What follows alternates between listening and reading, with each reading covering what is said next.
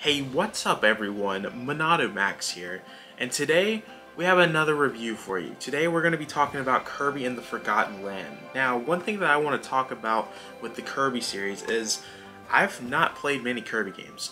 I've played Kirby Star Allies, I played a little bit of Kirby Superstar, and that's it.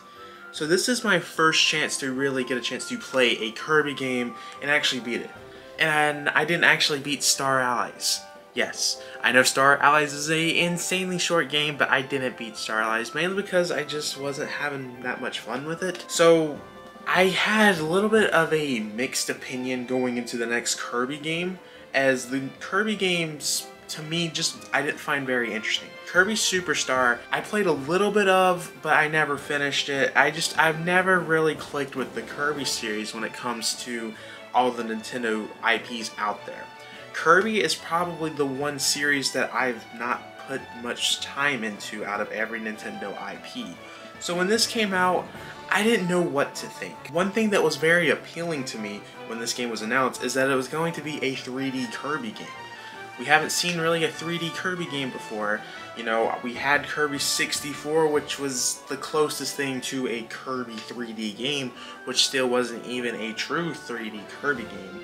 And Nintendo's done well with their 3D games recently, so I was really excited when this got announced. I went ahead and pre-ordered it. I still had some doubt as it was a Kirby game. You know, Kirby games are known for being easy because it's more towards the younger, real younger audience. And when I picked up this game, I started playing it immediately, and I was having a lot of fun with it. This game reminds me of one of my favorite Nintendo games of all time, and that's Super Mario 3D World. Super Mario 3D World is my favorite 3D Mario game, and I feel like Kirby took a lot of inspiration of that game and decided to really make their own Super Mario 3D World game, basically. I see a lot of people compare Kirby and the Forgotten Land to a game like Super Mario Odyssey. I know a lot of people thought that, you know, this was going to be the Super Mario Odyssey of the Kirby games, and I feel like that is not a fair comparison. I feel like Super Mario Odyssey is nothing like Kirby and the Forgotten Land. Kirby is more like Super Mario 3D World. One thing that I really like about Kirby and the Forgotten Land is when the game makes you think it is an easy game. You're playing these levels for a few worlds and the game is pretty easy. And then once you get into, my opinion, I guess right around the final boss for Area 4, there is a noticeable increasement of difficulty in the game. I found myself in those last few bosses of the final areas of the game being extremely difficult. I got through it, but it was noticeably a lot harder than your traditional Kirby game. And I've noticed a lot of other people that play the Kirby games talk about that the game's difficulty towards the later half of the game goes up. And that's pretty cool because you're playing the game for probably like over half of the game, you're thinking, oh wow, this is easy. And then you get to that part, and then the game just, like the whole other half of the game, they just decided, hey, the game's difficulty is going up like crazy.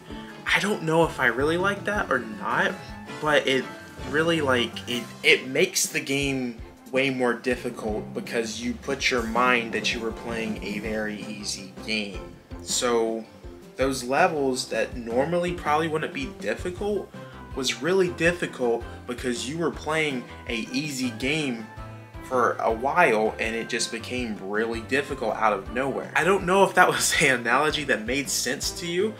That's how I see it, and I really like that. I think I like that because it's kind of unique. Now, I guess I would not be a YouTuber if I don't talk about the iconic mode that so many people are making jokes out of, and such a questionable title when it comes to the mode of this. I still don't really understand the mindset of what made them call it this, but the iconic I'm gonna go Malfo mode from Kirby and the Forgotten Land. If you don't know, there is a mode called Malfo mode. Basically, you can put like a vending machine in your mouth, you can put a car in your mouth, you can put many things in your mouth. I don't know why they called it Malfo mode though, because doesn't Kirby always put stuff in his mouth? And how is some of these other things that he's putting in his mouth not make him full? I don't know. I like the idea of what they did with mouthful mode because it did make some pretty unique designs in terms of leveling. Like, there's a lot of flying levels that you get to do with the mouthful mode, and I thought it was pretty cool level design that we get with some of those mouthful mode designs of the game levels that we get with the Kirby, because it was great. I had a lot of fun with it. It's just, again, questionable title. Doesn't make sense to me how some of these things that Kirby puts in his mouth made him full and not some of the other things, but it is what it is. I mean, the dude can literally eat Shulk and pull out a Monado after that and still be eating other things. I don't know. So this part is going to be a little bit going into the spoiler territory, but there's one thing that I really love about video games in general, and Kirby did one of the things that, I might be wrong, I don't remember a Nintendo game off the top of my head in a very long time at least doing this. That's quick time events. The final boss of Kirby and the Forgotten Land, you have a segment towards the very end of the level where it becomes a quick time event. I love quick time events in video games. I think that's a hot take. I think there's like a lot of controversy with them. I don't know how people feel about those, but quick time events is one of my most favorite things in video games. And we saw a quick time event in this game, and the whole final boss of Kirby and the Forgotten Land is absolutely awesome. The cutscenes, you're like, whoa, there's a lot of lore here. Like, you are playing this game basically with a blank mind, I feel like. If you're playing this game, I feel like you're not thinking. And then once you get towards that final area, you see voice acting, and then you're like, what? There was a story here all along? There obviously was a story there, but the way that they made like a big deal about it towards the end was pretty surprising. And the whole segment was absolutely awesome to play through. Honestly, that is a top tier Nintendo final boss level when it comes to some of their games that they've made. I had a lot of fun with that. Now, there is a lot of 100%ing you can do when it comes to this Kirby game. There is a lot of collecting to do, a lot of vending machines, a lot of gameplay in here that's more than just collecting the Waddle Dees in the levels. There's a lot of challenges that you have in the Kirby games where you're basically, I forgot what these stones are called, but you need these stones to upgrade your abilities with Kirby. And some of them are actually pretty difficult, some of them are pretty easy, but it adds like a whole challenge mode to Kirby. And that adds a whole nother layer of content in the Kirby Forgotten Land game, especially if you're gonna 100% this game. You have hours and hours and hours of content because of the amount of stuff they added in there for you to get a full 100% game of Kirby and the Forgotten Land. The challenge mode, I'm calling it challenge mode. These challenge modes were pretty fun and unique. They're not your typical, I guess the closest thing I would call, and this is no diss towards the game. I like this game. I like this mode that they had in Breath of the Wild. I feel like some of the shrines in Breath of the Wild got pretty repetitive, and this, I feel like you did not have many repetitive challenges when it comes to getting those stones. Although there is way more of those shrines in Breath of the Wild than there is in Kirby. If you're just trying to beat the game without doing any of the whole 100%ing, collectathon, all that type of stuff, you're looking at about a 10-hour game. And that's pretty good for a Kirby game, because looking into some of the Kirby length in terms of how fast their games are, they're apparently always pretty short. So this is apparently one of the longest Kirby games out there. So that's something that interests you. You got a long Kirby game here. Overall, I had a lot of fun with Kirby and the Forgotten Land. Honestly, one of my favorite Nintendo Switch games. This is going to be probably in my top 10 favorite Nintendo Switch games. I had a lot of fun with it. The levels were unique. The abilities were fun.